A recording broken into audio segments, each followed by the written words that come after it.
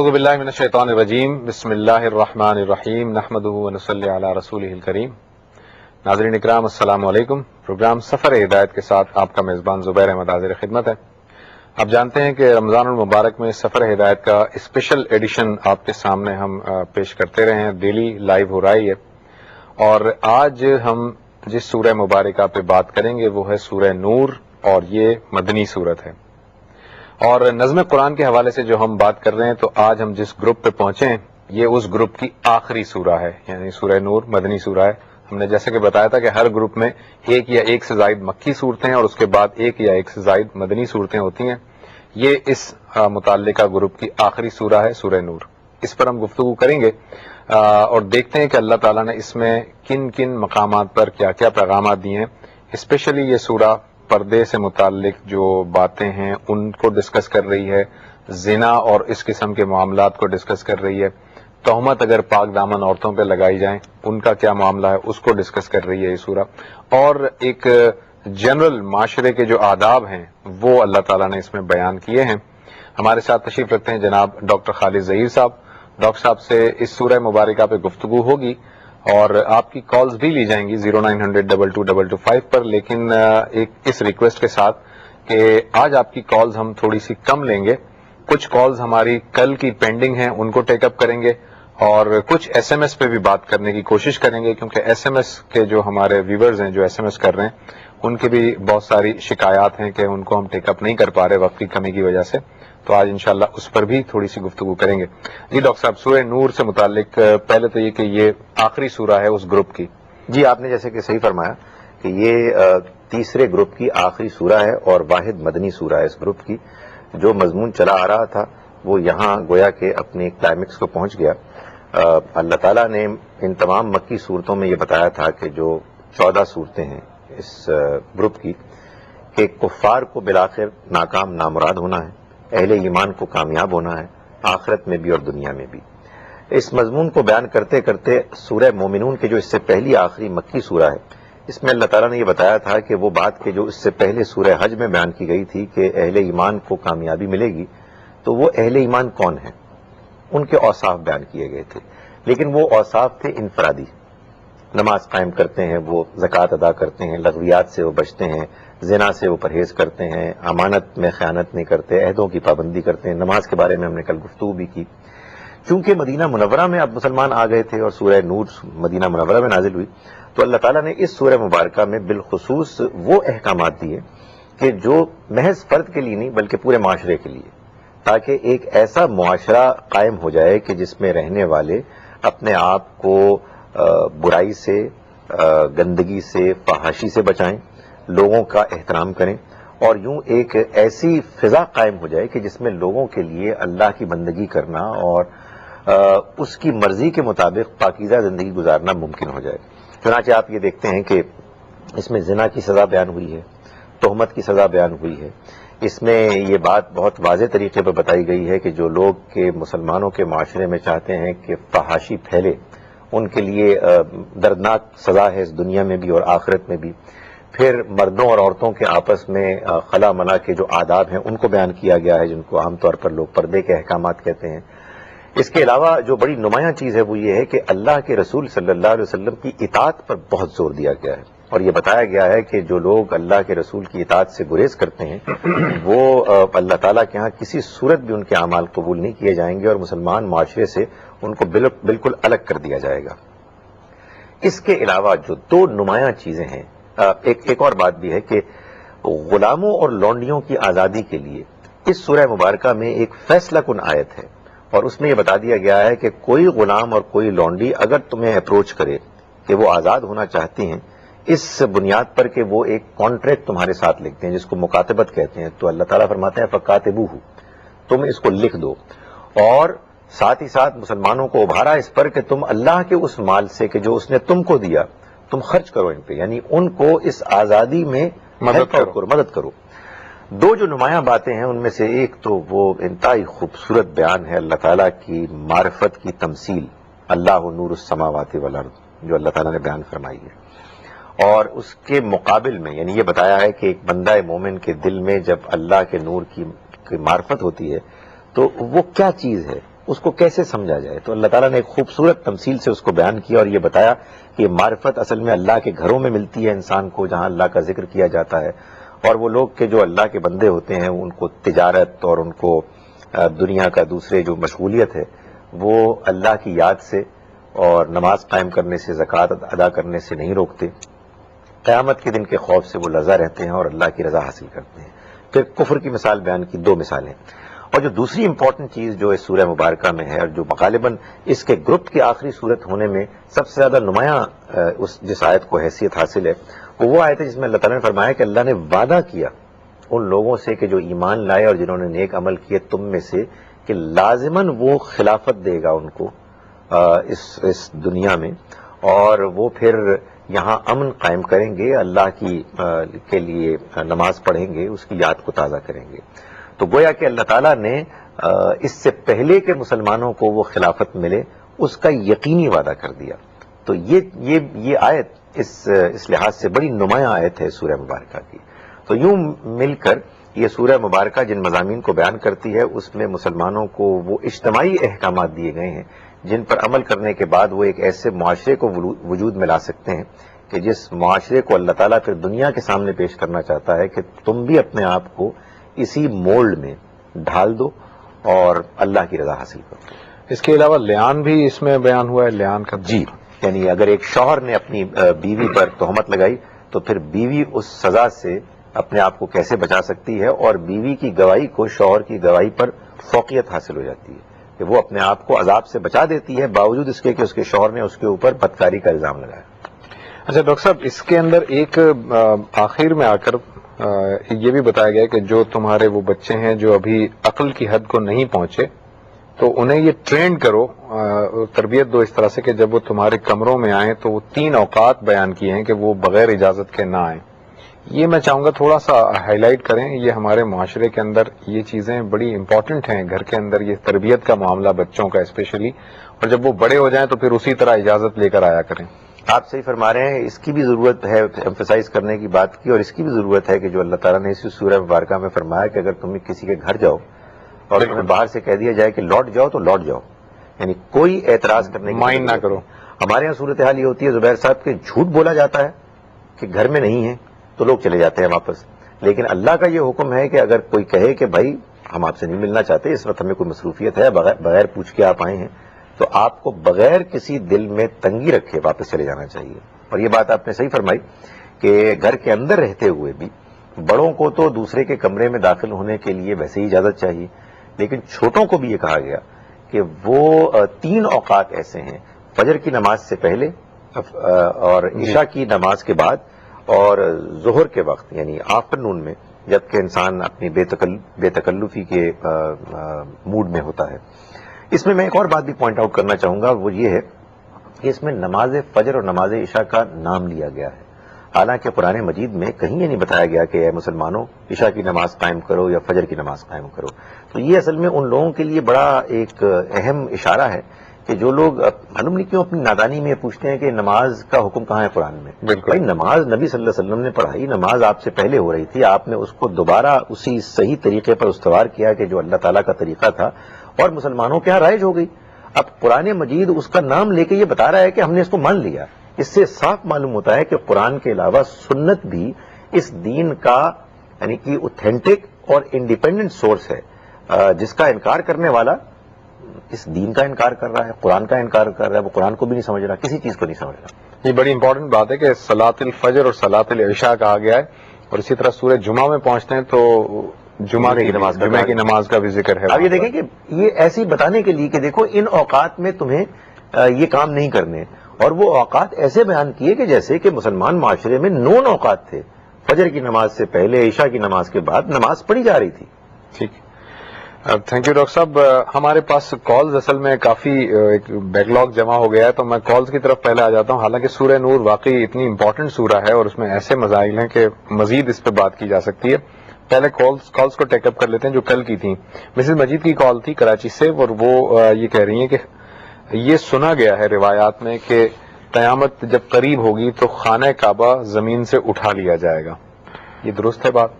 میرا خیال ہے کہ کچھ ایسی روایات انہوں نے سنی ہیں کہ جن کی زیادہ اوتھینٹسٹی نہیں ہے, جو میں نے آپ سے عرض کی کل گفتگو ہوئی تھی، جو قرب قیامت کی بعض روایات ہیں یا بعض اشارات قرآن مجید میں ہیں، میرا خیال ہے کہ اس طرح کے اہم معاملات میں انہی پر اکتفا کرنا چاہیے. یہ تو یعنی یہ ایسی کوئی چیز اس سے ملتی نہیں ہے. اچھا یہ بھی پوچھ رہی ہیں کہ حجر اسود کی اہمیت کیا ہے، اس کی امپورٹنس کیا ہے؟ اچھا اسپیشلی اس سینس میں کہ جب ہم کل گفتگو کر رہے تھے اور ہم کہہ رہے تھے کہ وہ مختلف تصاویر رکھنا اور پھر ان کو اس برکت کے لحاظ سے اس کا تعلق قائم کرنا، اس سینیریو میں رہتے ہوئے ذرا آپ جواب دیجئے. حجر اسود کو ہم چومتے بھی ہیں.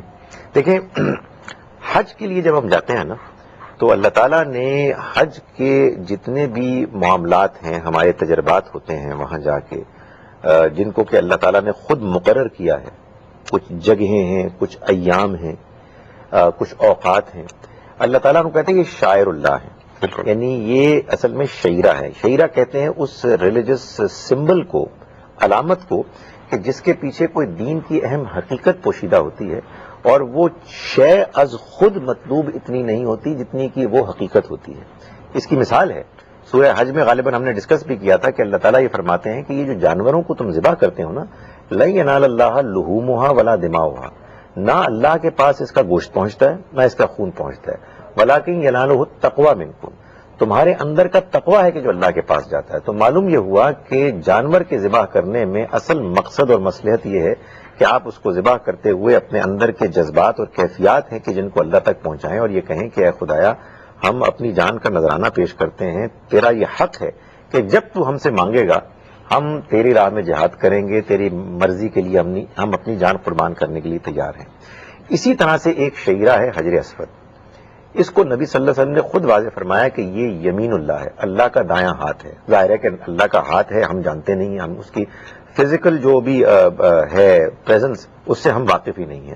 لیکن ہمیں ایک ضرورت پیش آتی ہے، جیسے کہ مثال کے طور پر اس زمانے میں ٹرائبل سسٹم میں یہ ایک طریقہ تھا کہ جو ٹرائب کا جو چیف تھا اس کے ہاتھ کو پکڑ کے چوم کے سے عہد لیا جاتا تھا، بیعت کی جاتی تھی. تو ہم جب اللہ کے گھر میں جاتے ہیں تو ہمارے اندر یہ جذبہ ہوتا ہے کہ ہم اللہ کے ہاتھ کو پکڑیں، چومیں اور بیعت لیں اور عہد کریں کہ اے خدایا ہم تیرے عہد پر قائم رہیں گے. اچھا، نبی صلی اللہ علیہ وسلم کی دعاؤں میں سے دعا ہے کہ وفام بعہدک، میں یہ کر رہا ہوں تیرے عہد کے ساتھ وفا کرنے کے جذبے کے تحت. تو یہ اصل میں وہی شعیرہ ہے، یہ وہی سمبل ہے. تو ہم جو کل بات کر رہے تھے وہ یہی تھی کہ آپ ان چیزوں کو کہ جو اللہ نے ایک خاص مقام پر مقرر کر دی ہے شعیرہ، وہاں سے اٹھا لیں تو اب ظاہر ہے کہ ان کی وہ حیثیت نہیں رہی. اور اگر اب آپ ان کو وہ حیثیت دیتے ہیں تو اس میں وہی مسائل پیدا ہو جاتے ہیں کہ جن کے خدشے کا ہم نے کل اظہار کیا تھا.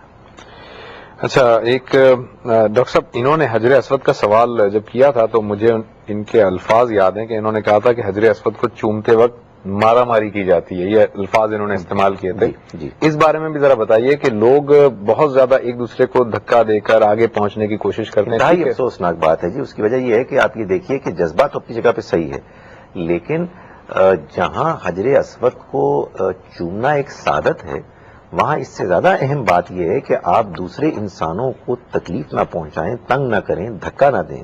اور جبکہ اللہ کی طرف سے اس کے متبادل کے طور پر آپ کو یعنی اشارہ کرنا، اس کی ایک آپشن دے دی گئی ہے، تو پھر ظاہر بات ہے کہ انسان کو یہ دیکھنا ضروری ہے کہ میں اس وقت جا کے حجر اسود کو بوسہ دوں کہ جب مجھے معلوم ہے کہ لوگ وہاں اتنے ہجوم کے ساتھ موجود نہیں ہیں. تو یہ ہمارے اصل میں مسلمانوں کی تربیت کی کمی ہے، اور باقی یہ جا کے ان کی آبزرویشن بڑی صحیح ہے. وہاں جا کے یہ محسوس ہوتا ہے کہ یہ خدایا ہم کیا اس قابل بھی نہیں ہیں کہ ہم ایک کیو بنا کے ڈسپلن ڈیسنٹ طریقے سے تیرے گھر میں تیری عبادت کریں. تو میرا خیال ہے کہ یہ ایک اور مثال ہے اس چیز کی کہ ہمیں ابھی بڑی تعلیم، بڑی تربیت کی ضرورت ہے. ڈاکٹر صاحب، ایک بریک پہ جانا ہے ہمیں. ناظرین، ایک بریک کے بعد واپس آتے ہیں اور مزید سوالات ٹیک اپ کرتے ہیں. بریک کے بعد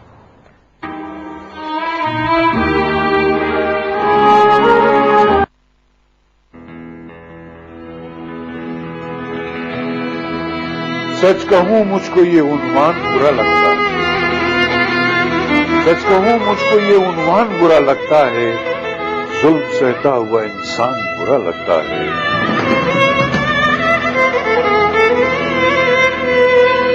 اے خدا میری نسلوں کو ذلت سے بچا،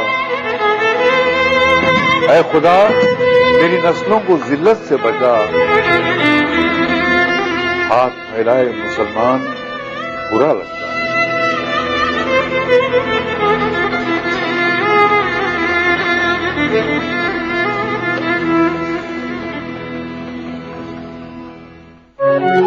इस्लामी खानदान विद कादिर खान, देखिए रोजाना इफ्तार से कबल आज टीवी पर।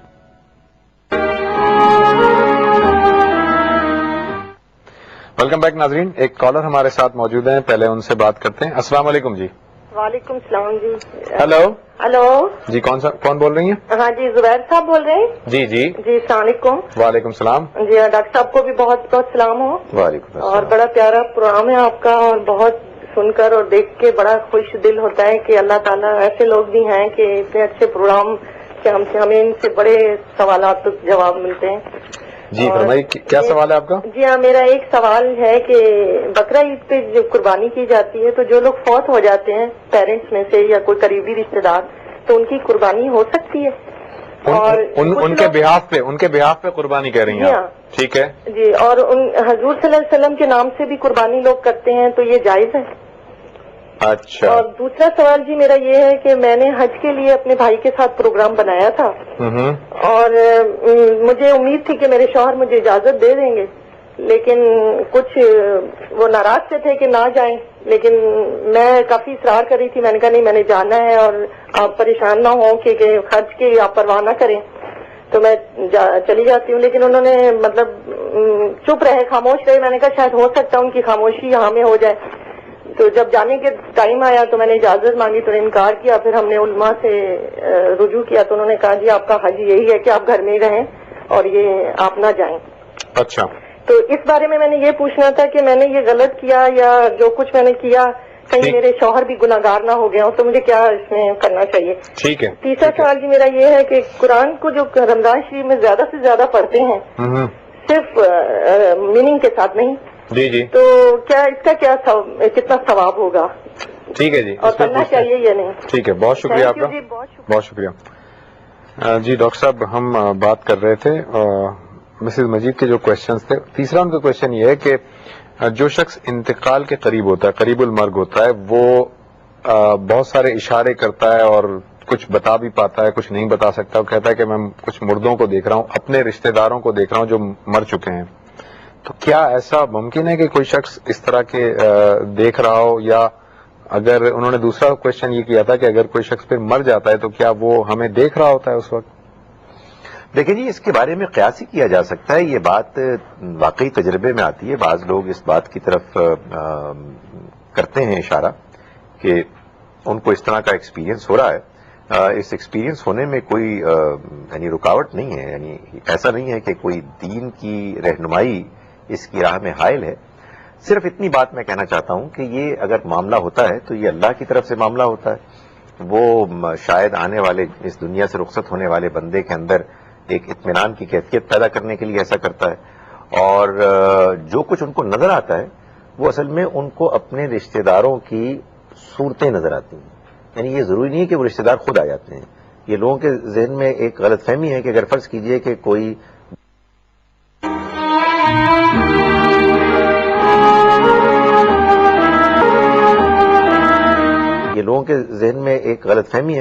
कीजिए कि कोई बुजुर्ग जो रुखसत हो चुके हैं वो आपके ख्वाब में आ रहे हैं तो वाकई आ रहे हैं।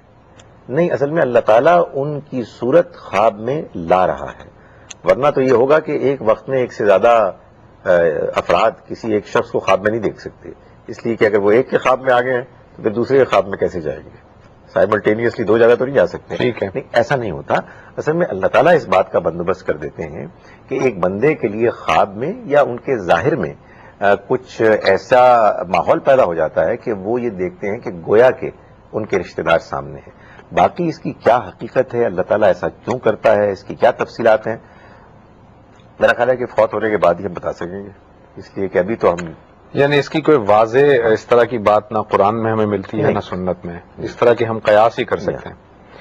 अच्छा, साद साहब है लाहौर से, उनका पहला सवाल तो ये कि नमाज में जो नियत करते हैं हम, ये नियत की क्या इंपॉर्टेंस है? वो उन्होंने बल्कि दोहराई भी नियत के मेरा मुंह काबे की तरफ, और ये सारी जो बात करते हैं। आप गौर करें कि लोग ये भी ख्याल नहीं करते कि सारी नमाज अरबी में है اور نیت اردو پنجابی سندھی بنگالی میں، اس کی کیا وجہ ہے؟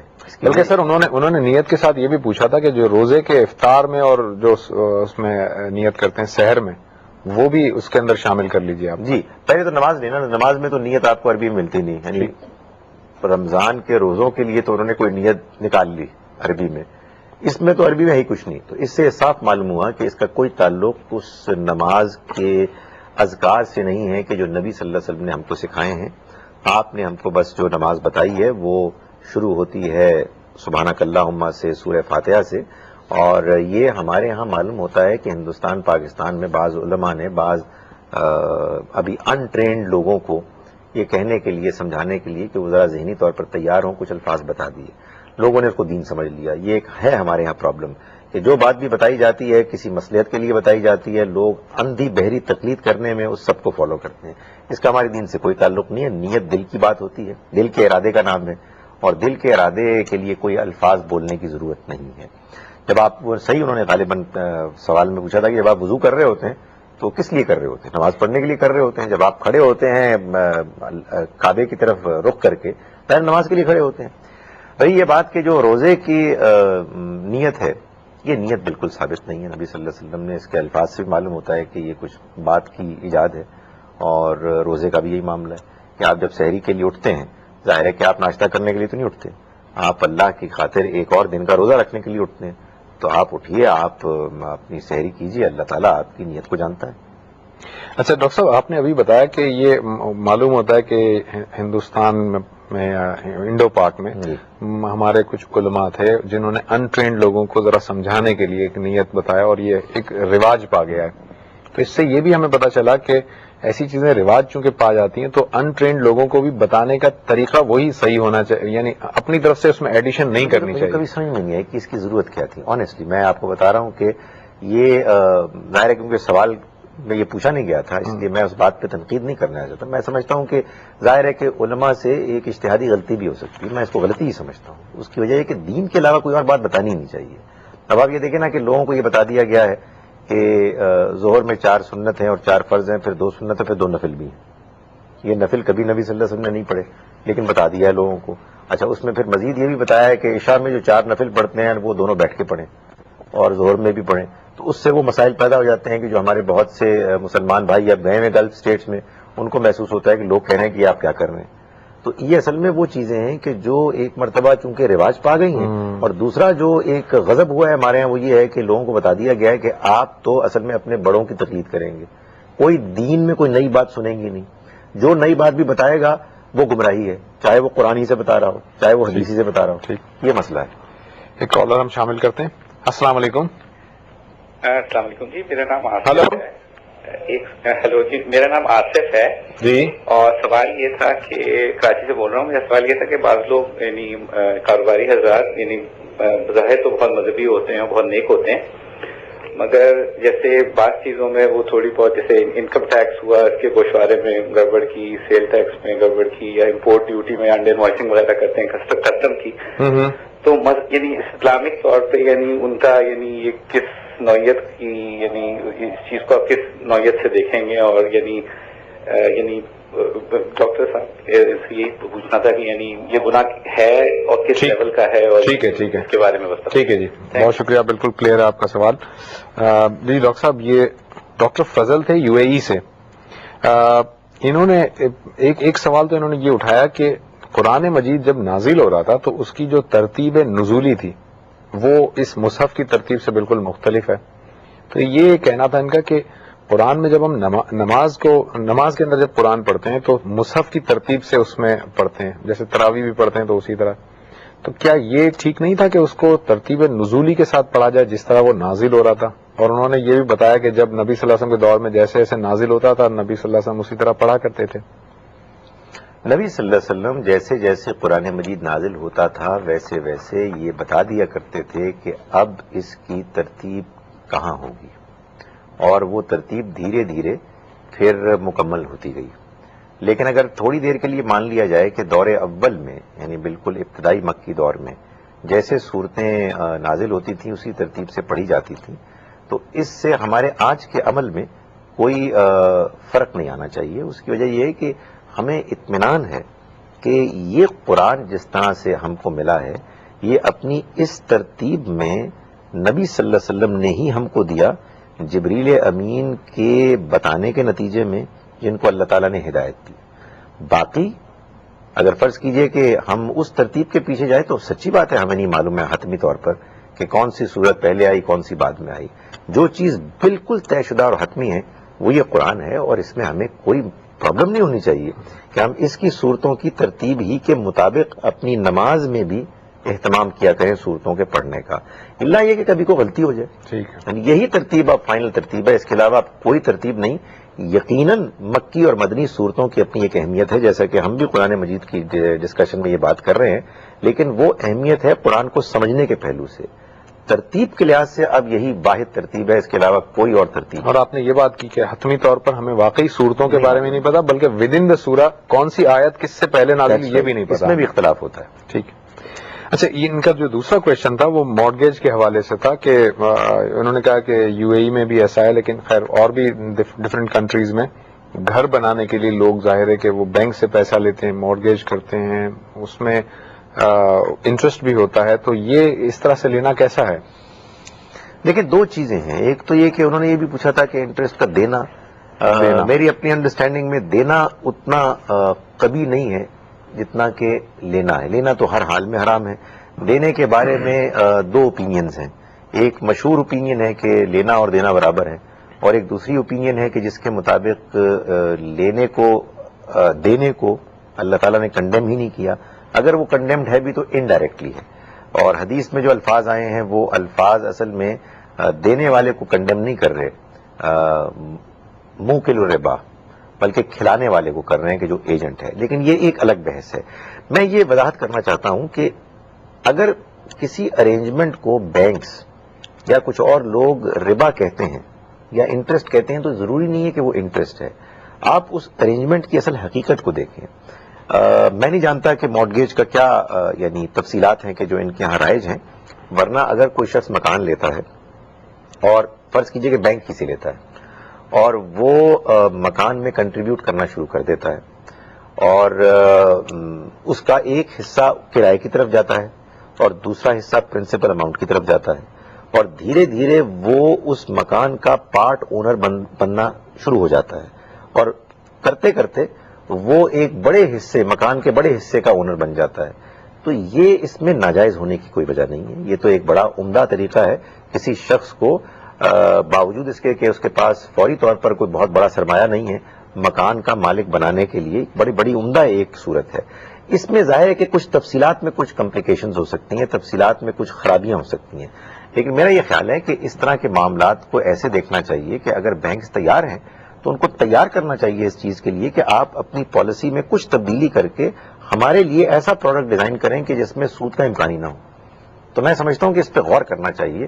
مجھے نہیں لگتا کہ تمام وہ مارگیج کے ارینجمنٹس کے جن کو لوگ انٹرسٹ کہتے ہیں وہ ایکچولی انٹرسٹ ہیں، اس میں کچھ نہ کچھ چینجز کر کے ان کو بالکل ایکسیپٹیبل بنایا جا سکتا ہے۔ اچھا ڈاکٹر صاحب، یہ آپ نے کہا کہ ایک طرف تو ہم رینٹ پے کر رہے ہوتے ہیں اور ایک طرف ہم اپنے پرنسپل اماؤنٹ کو فیز آؤٹ کر رہے ہوتے ہیں، وہ ختم کر رہے ہوتے ہیں، تو اس لحاظ سے تو یہ ٹھیک نظر آ رہا ہے۔ لیکن یہ تو چلیں بات ہو گئی شاید یو اے ای کی ہے، سعودی عربیہ میں ہو یا پاکستان میں ہو، لیکن ایسے کنٹریز ہیں جو کہ بیسیکلی اسلامک کنٹریز نہیں ہیں، وہاں پر بھی بینک سے آپ لون لیتے ہیں، گھر بناتے ہیں، کینیڈا ہو گیا، یو ایس ہو گیا اور بہت سارے ہیں، تو وہاں پر اس طرح کا وہ کانسیپٹ ہی نہیں ہے، وہ بھی آپ کو اسی مارک اپ پہ دیں گے۔ اب اس میں تو یہ ہے ہی نہیں ہے کہ آپ ایک اماؤنٹ کا ایک حصہ پرنسپل کے لیے جا رہا ہے اور ایک حصہ رینٹ پہ جا رہا ہے، وہاں پر پھر کیا شکل ہوگی؟ وہاں گھر نہیں بنا سکتے؟ زبیر صاحب میں آپ کو بتا رہا ہوں کہ یہ جو ہے نا، یہ جو آئیڈیا ہے، یعنی یہ کوئی ایسا نہیں ہے کہ کوئی میں نے سوچا ہے یا یہ کہ ہمارے ہاں اس کو پیش کیا گیا ہے، یہ پیورلی ویسٹرن آئیڈیا ہے ہائر پرچیز کا، اور وہاں یہ ہو سکتا ہے، ان سے نیگوشیٹ کرنا چاہیے۔ اصل میں مسلمانوں کو سمجھانا چاہیے کہ بھائی یہ ہمارے اصول ہیں، ان اصولوں کے مطابق آپ ان بینک سے اگر اپروچ کریں گے ان کو تو وہ کیوں نہیں آپ کو آفر کریں گے؟ تو میرا خیال ہے کہ اس کو ذرا تھوڑا سا اور تفصیل سے دیکھنا چاہیے لوگوں کو۔ ناظرین، ایک بریک کا وقت ہوا ہے، بریک کے بعد واپس آتے ہیں کچھ اور کوشچنز کے ساتھ، بریک کے بعد۔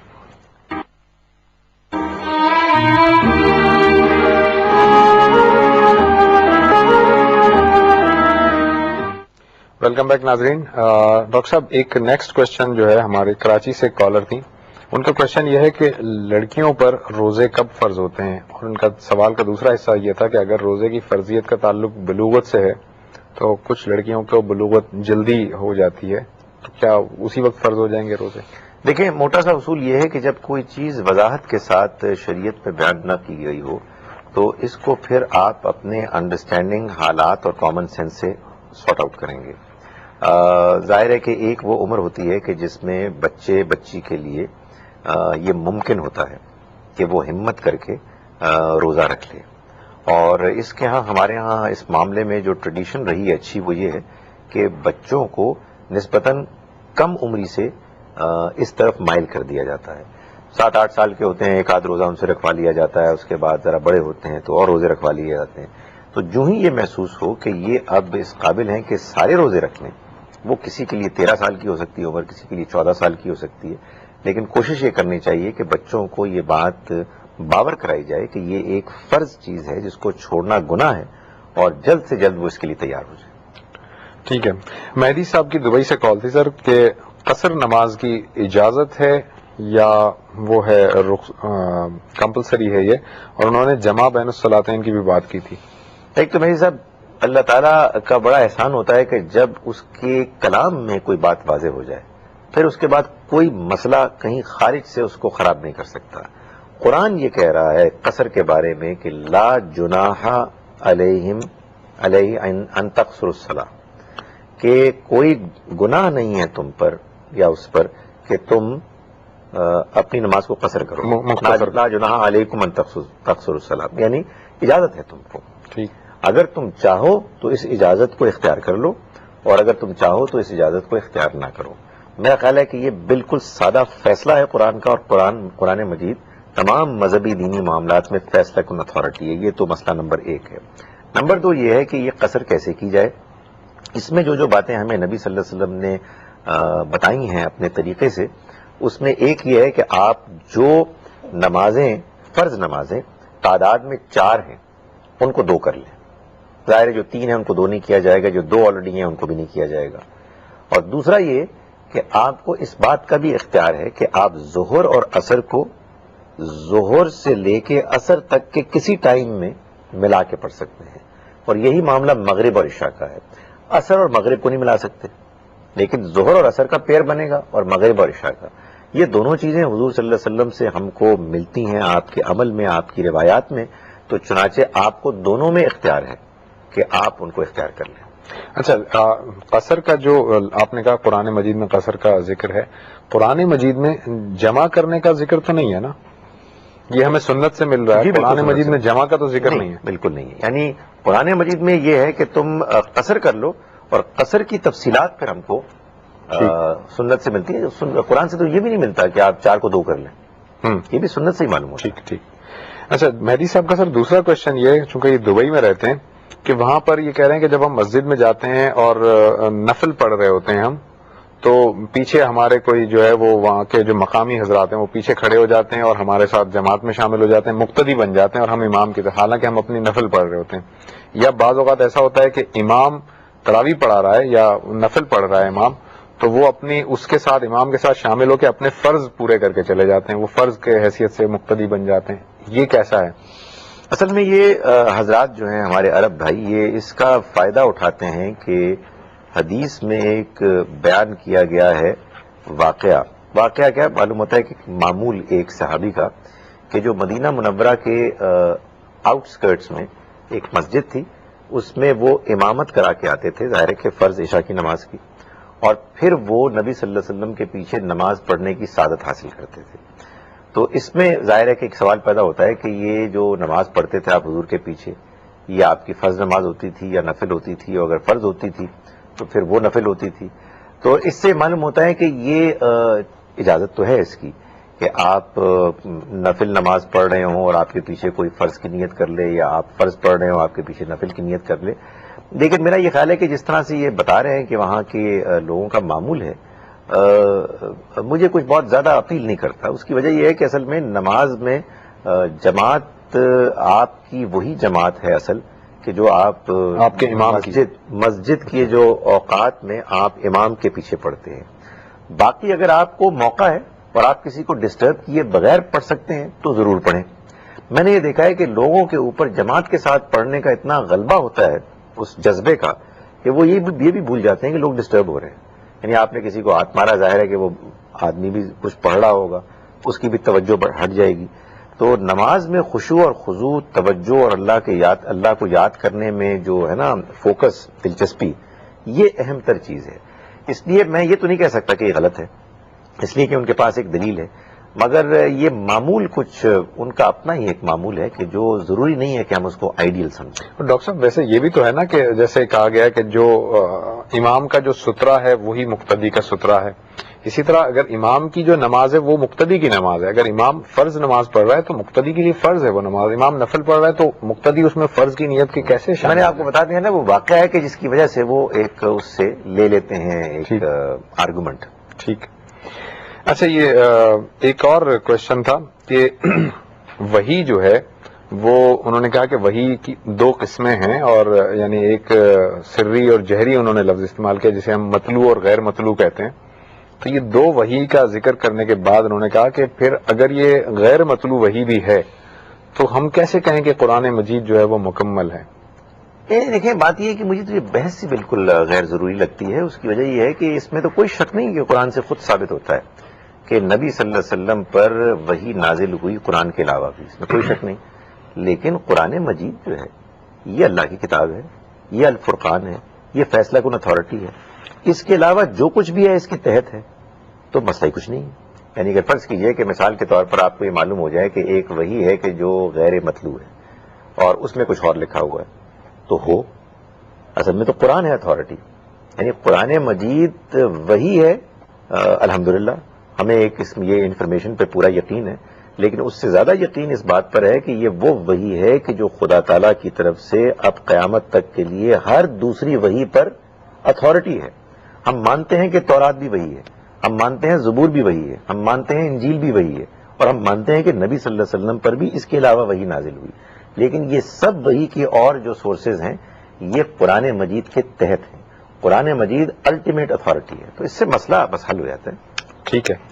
ایک اور کوشچن تھا ان کا کہ مرنے کے بعد جو ابدیت ہے، جنت میں رہیں گے تو ہمیشہ اور جہنم میں بھی جو لوگ ہوں گے وہ، تو یہ جو ابدیت ہے یہ کیا اللہ تعالیٰ کی جیسی ابدیت ہے جس طرح کے جاویداں ہے اللہ تعالیٰ؟ دیکھیے، بات یہ ہے کہ قرآن مجید تو اسی طرح سے بیان کرتا ہے. خالدین فیہا کہنا کافی تھا، ابدا بھی کہتا ہے. ایک آدھ جگہ غالباً سورہ ہود میں اللہ تعالیٰ نے اس طرح سے بات بیان فرمائی کہ ما دامت السماوات والارض الا ما شاء ربک، جب تک کہ آسمان اور زمین قائم ہے سوائے اس کے کہ جو تمہارا رب چاہے. لیکن ظاہر ہے کہ اس میں بھی علماء بعض صحیح بات کرتے ہیں کہ یہ ایک مرتبہ آیت آئی ہے اور اس کے اجمال کو حل کرنا چاہیے قرآن مجید کی اس تفصیل سے کہ جو جا بجا لکھا ہوا ہے، بیان ہوئی بھی ہے. اللہ تعالیٰ کی آگے کیا سکیم ہے، اس کی مستقبل بعید میں کیا سکیم ہے وہی بہتر جانتا ہے. ہمیں اس نے جن الفاظ میں بتا دیا ہے ہمیں ان الفاظ ہی کو صحیح مان کے، یقینی مان کے اپنے زندگی کا رویہ طے کرنا چاہیے کہ یہ زندگی عارضی ہے، اگلی زندگی ہمیشہ کے لیے ہے. تو ہمیشہ کی زندگی اور عارضی زندگی میں کوئی مقابلہ ہی نہیں ہے. تو اپنے آپ کو آخرت کے لیے تیار کر لو، اپنے آپ کو ٹھیک کر لو. یہ اصل میں مضمون ہے. اچھا، ایک اور کوشچن تھا سر کہ جو دو زندگی اور دو موت کا جو ہے قرآن مجید میں تذکرہ، وہ کہہ رہے تھے کہ پھر جو قبر کے عذاب کی بات ہم کرتے ہیں اور قبر میں اٹھایا جاتا ہے تو یہ پھر تیسری کوئی زندگی ہو گئی، یہ پھر کیسے بات ثابت ہوگی؟ اچھی لگی مجھے ان کی آرگومنٹ. میرا خیال ہے کہ یہ بڑی اچھی بات ہے. اس کی وجہ یہ ہے کہ دو ہی زندگیاں ہیں.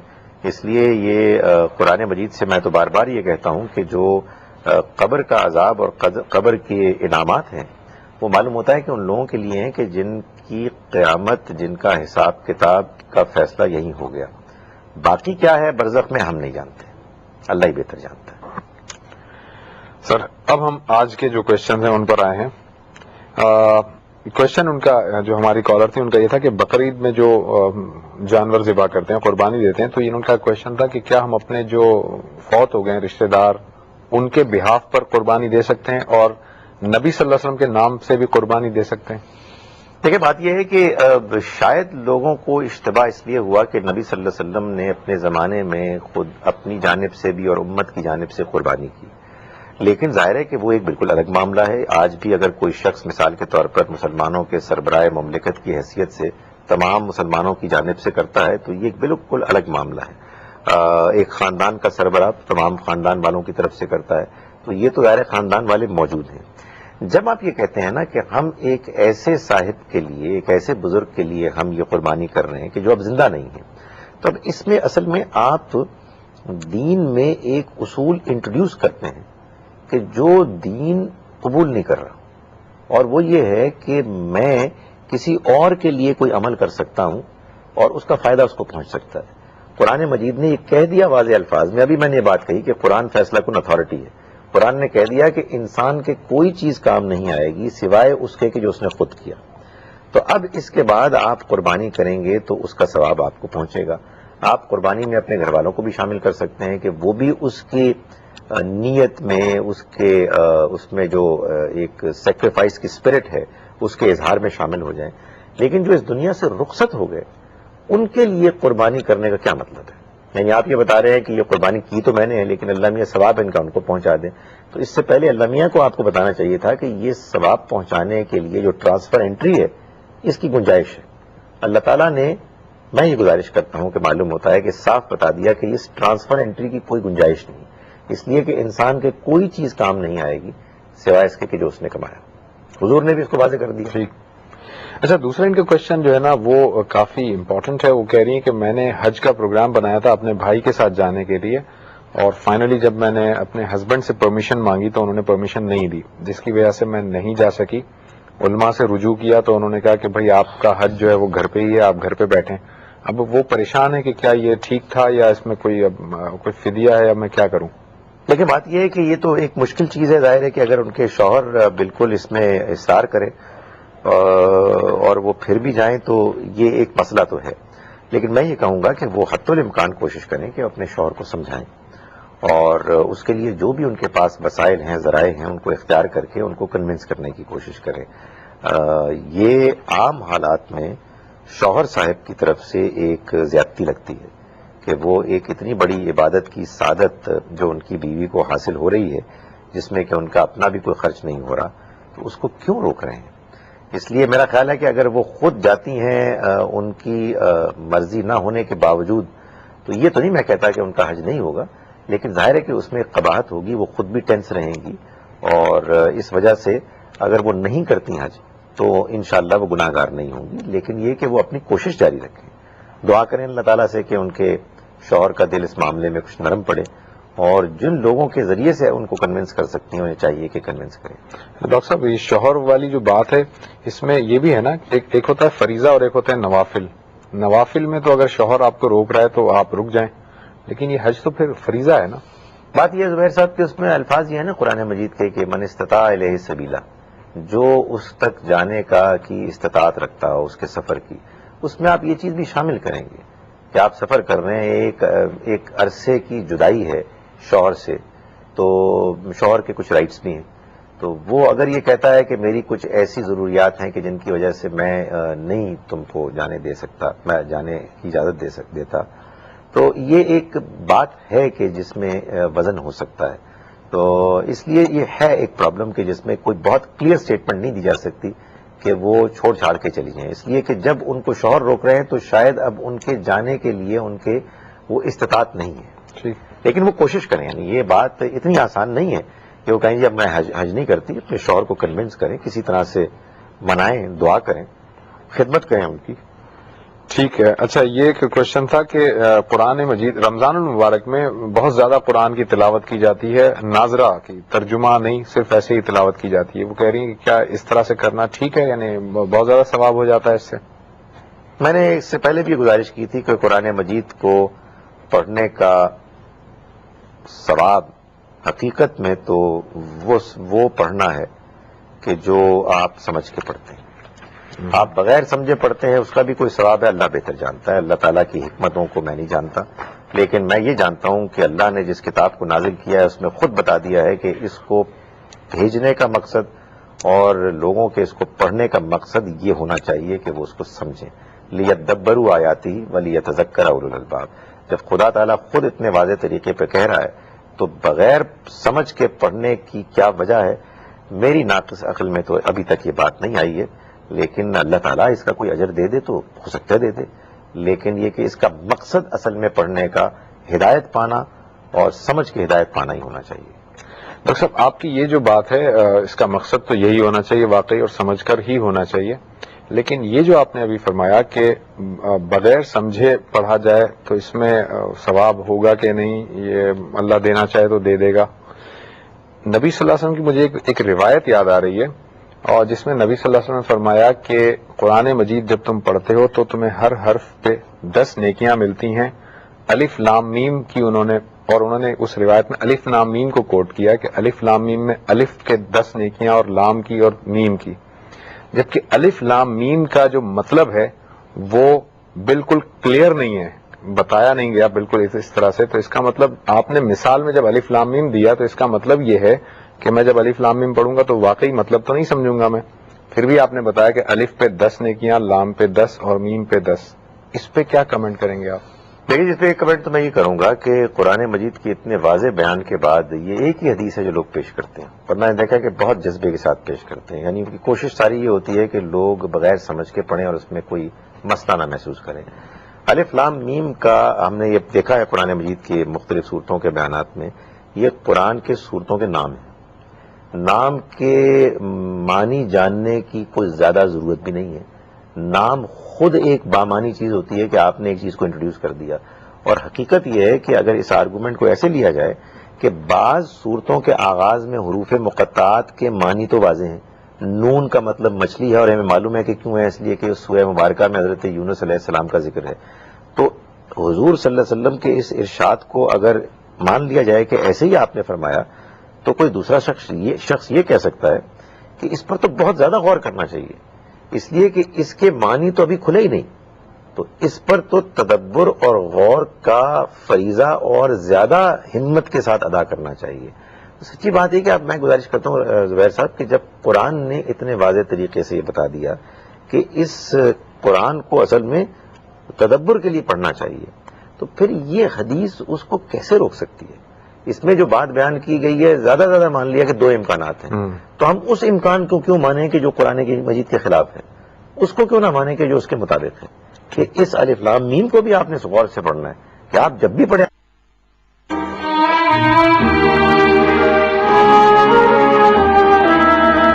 میم کو بھی آپ نے غور سے پڑھنا ہے، کہ آپ جب بھی پڑھیں آپ کہیں خدا اس کا کیا مطلب ہے، میں اس پہ غور کر رہا ہوں تو مجھے سمجھا دیں.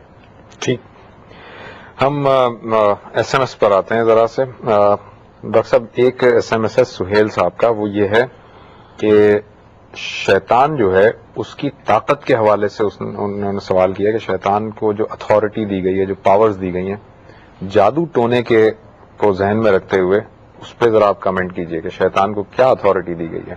دیکھیں، ایک تو شیطان کو اختیار جو دیا گیا ہے عام حالات میں، وہ تو یہ ہے کہ وہ ہم کو ورغلا سکتا ہے، ہمارے دل میں وسوسے پیدا کر سکتا ہے، غلط خیالات پیدا کر سکتا ہے. لیکن اس کے علاوہ ایک الگ سے چیز ہے کہ جو قرآن مجید کے اشارات سے معلوم ہوتی ہے کہ بعض اوقات وہ بعض لوگوں کو اس خاص سورس کے ذریعے سے میڈیا